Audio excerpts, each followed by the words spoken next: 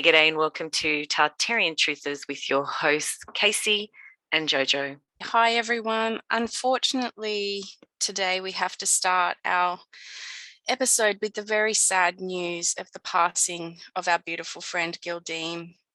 So Gil reached out to us last year to share with us his years and years of research into the truth of Australia's history, plus so much more.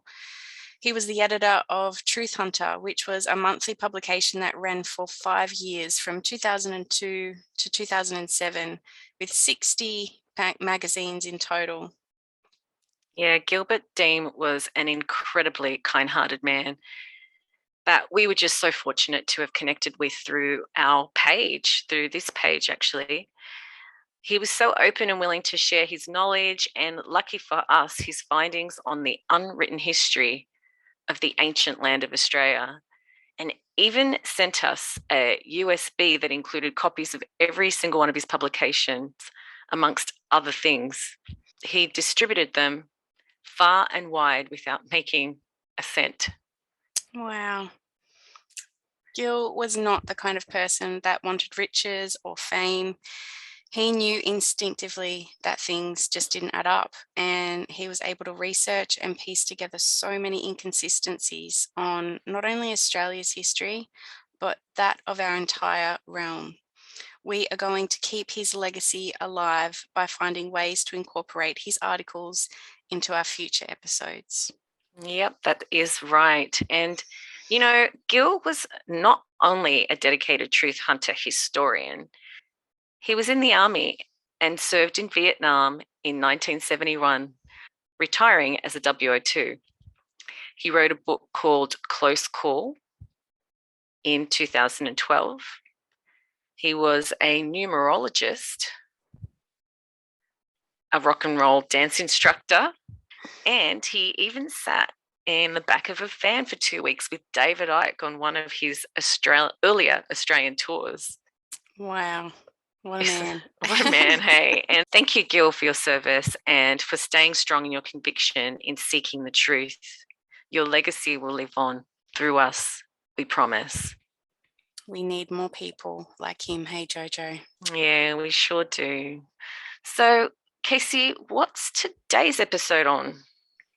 Okay, so today's episode is on Australia's secret inland sea, which was sparked by a story we found in Brisbane's Courier Mail in 2016 by a local of Serena called Bernie Gleeson.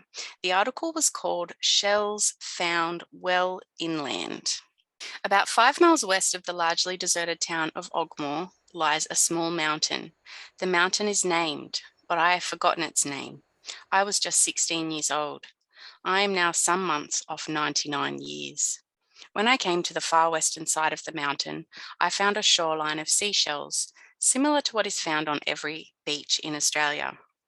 The mountain is a mere 50 feet high. The sea at some time must have been pushed up through the shoreline of shells. As you come into the Tomahawk gemfields, there is another strange mountain, Black Mountain. A small party of us walked over one day and was surprised to find many lengths of perfectly cubed rock, up to 12 feet in length, lying on the mountain slopes. Some had reddish pieces of gemstone embedded in the sides. The cubed lengths came from the mountain, but how were they so perfectly formed? Some pieces may have found their way into some museum where perhaps some explanation may be found as to their occurrence. So after reading this article, JoJo thought we should reach out to our good friend Gil to ask his thoughts on Bernie Gleeson's findings back in 1933, when Bernie was just 16 years old. What are your thoughts, Gil? I know he's from Ogmore because he used to work on the coal mine there, an anthracite mine, and he's next door to the shell lady, Annette. She's been collecting shells since she started as about a 16-year-old. I went to get her interpretation of some shells that were found in inland Australia. I know about the hill. He did tell me about that mountain.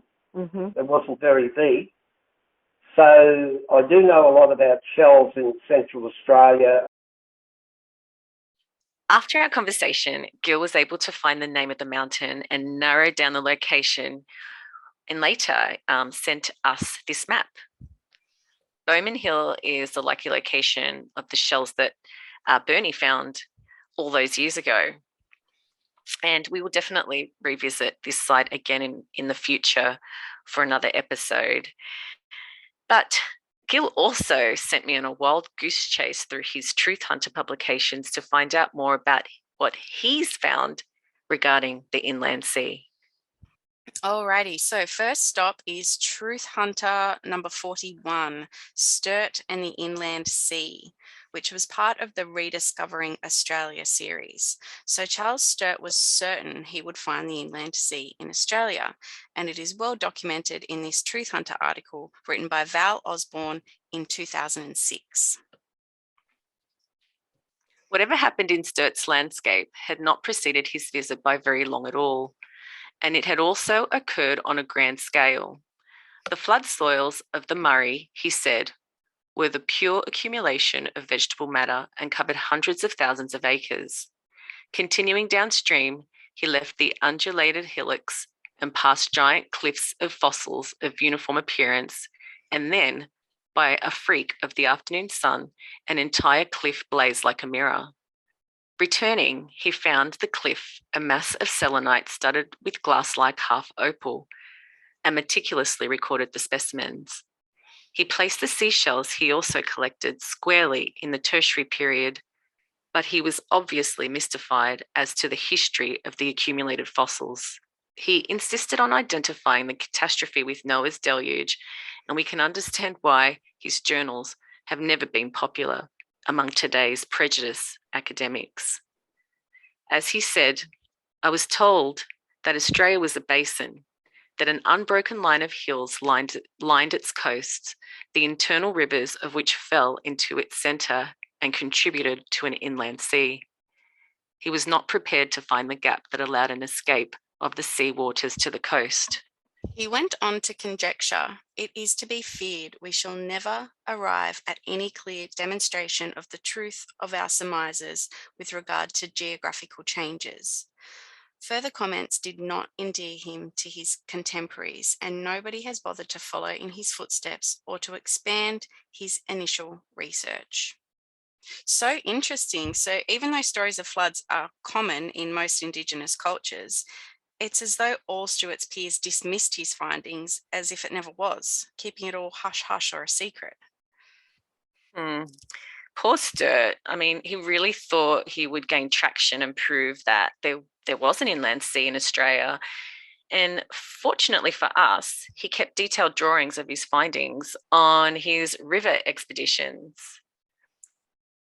So what about those shells that Gil mentioned needed identification, Casey? Yeah, so it turns out that Annette Whitney, which was Bernie Gleason's neighbour, is the right person to go to if you're looking to identify shells found on beaches and oceans, and in this case, inland. So Gil utilised Annette's expertise to assist in identifying a collection of shells found by Charles Sturt from two separate expeditions into the interior of southern Australia. She was able to identify that the shells found inland by Sturt indeed most had the characteristics of those shells found on beaches and in the ocean. Wow, that is amazing. Like, it's even more evidence of a possible inland sea. Crazy. Some of us in Australia would have learnt about Sturt at school, right? And I think you would have. I remember learning a little bit about him. Yeah, for sure. Yeah, and but for those of you who don't know, who is this Charles Sturt person anyway? Okay, so a quick synopsis gives us the information that Charles Sturt was a British officer and part of the European exploration of Australia. He was searching to prove his own passionately held belief that an inland sea was located at the centre of the continent. And here we found this little excerpt from this same article from Truth Hunter 41, and it reads, in Sturt's journal, he stated that he had been told of a South Australian sea by authorities, but The further he explored, the more convinced he became that the salt sea had emptied out via a huge convulsion of nature. He attributed this phenomenon to the flood of Noah and insisted upon its recent catastrophic effects, changing the landscape on a vast scale, thereby earning himself the ridicule of his contemporaries of the day. Yeah. So, what was Sturt trying to say? Did he know something about a great catastrophic event that changed our entire landscape? Why was he ridiculed and mocked by his peers, seeing that the story of Noah and his ark is widely known? And like Casey mentioned earlier, our Indigenous also have stories of great floods. So, was he letting out a secret that others were trying to keep? You know, I didn't find any mention of Sturt being a shmee-shmation, but but I do find it interesting that portraits of that time frequently have them posed with strange hand positions. Moving on, other early European explorers to Australia were confident that they would find a vast inland sea in the middle of the dry continent based on early maps. And according to Truth Hunter number 13, in the Straightening Out Matthew Flinders article, we found this. 10 years after the settlement of a military outpost at Port Jackson on the east coast of New Holland under the auspices of the British East India Company, the BEIC, it came to the attention of the players in the vast and lucrative Pacific spice trade from a certain Captain Williamson, an American, that his ship was alleged to have sailed through the centre of Australia from the south to the north via a navigable strait, as the huge landmass of Australia presented a formidable barrier to east-west navigation across oceans. 2 expeditions were organised, one under the Frenchman Baudin and the other under command of the Englishman Flinders. Both were expert navigators. The Williamson Strait remains a problem to researchers. It appears on very old maps with 2 accesses to the north as part of the inland sea. So here is a map where Flinders met Baudin at Encounter Bay as they search for the opening of the inland strait. And here this article goes on to mention Sturt. Sturt, the pioneer explorer, in his journals stated flatly that the entire complex had recently emptied out in a vast catastrophe. Geologically speaking, this is quite possible as part of a gigantic weather change that dried up other huge marsh complexes into the world's deserts. So Sturt again mentioning gigantic weather changes that dried up other huge marsh complexes and turned them into the world's deserts. Like clearly Sturt knows of some cataclysmic event that took place, right? And in the not so distant past. Yeah, wow. Okay, right. That's so interesting. I think Sturt was onto something. I mean, check this out. In 1840, Edward John Eyre was the first European to lay eyes on the 9,500 square kilometre lake, which now bears his name in one of the driest desert regions of South Australia. As for the inland sea, Lake Eyre was bone dry. Australia's biggest lake is also the 13th biggest lake in the world when full, and being 50 metres below sea level, it is the lowest geographical point of the island nation. The lake fills only about 4 times a century. The last time it was full was in 1974.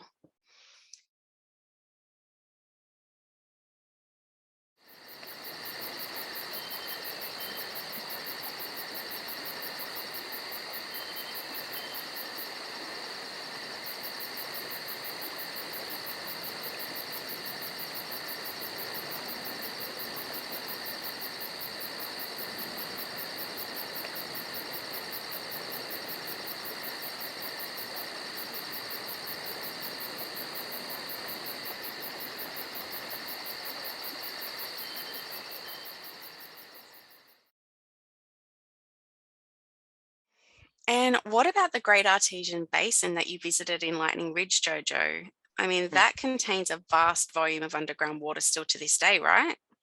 It does. And if you take a look at this map, you can find that it is totally plausible if we just overlay this little part of South Australia where you can see Lake Eyre.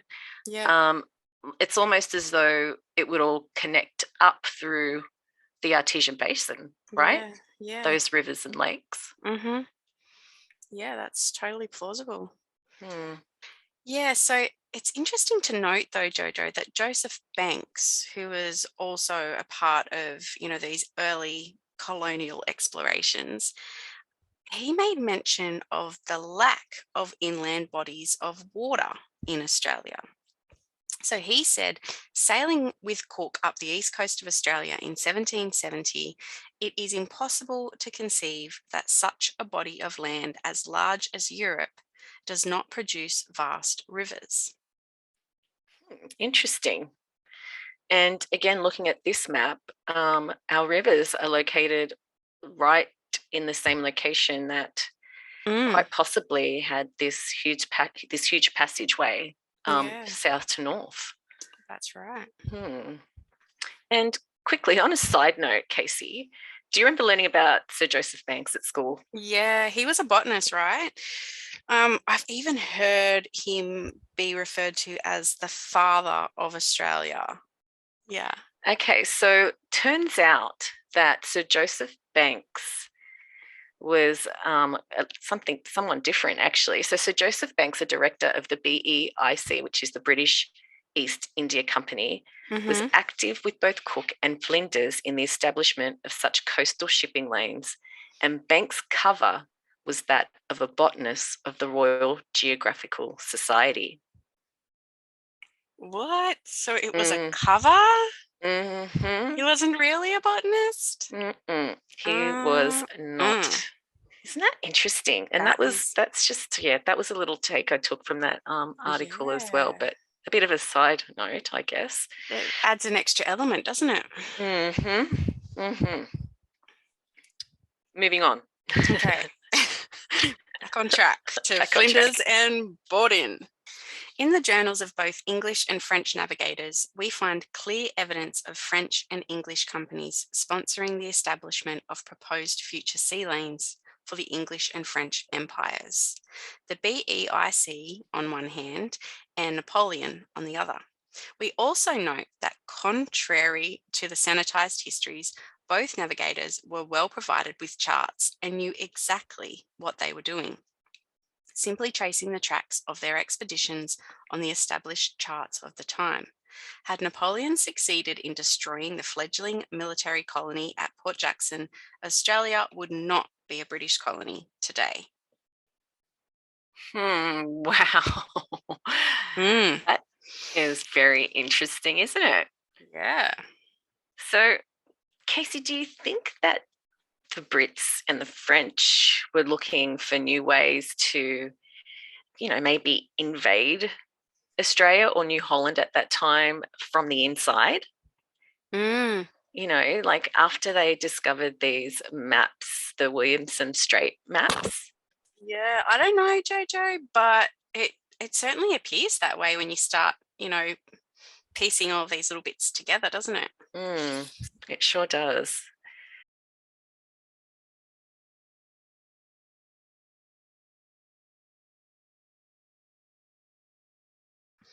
The article closes with, it is also obvious to researchers that James Cook, Matthew Flinders, and Governor Phillip were sponsored by the BEIC, and the mythical discovery of Australia is simply subsequent British propaganda justifying some very nefarious activities that took place in the Pacific in the late 1700s.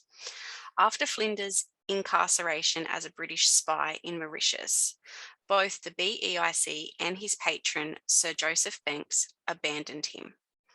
Baldin suffered a similar fate under Napoleon, and the question rises from the historian, what deal was struck in the early 1800s by the BEIC with the French and the Dutch owners of New Holland that sanitized the maps of the era, now being presented as authentic history in our Australian colonial schools.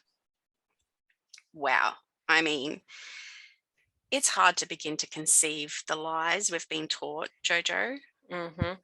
Here we're trying to find out about the possibility of an inland sea, but we uncovered some absolute gold regarding the founding fathers of Australia. Yeah, we did. And, we will have to revisit these other topics because they've just sort of sparked our interest now to find out exactly who and why these characters are portrayed, in our history books as different characters, right? So, here are some of the questions though.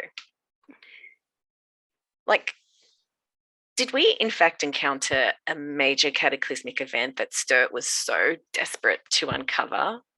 An apparent climate catastrophe causing a flood?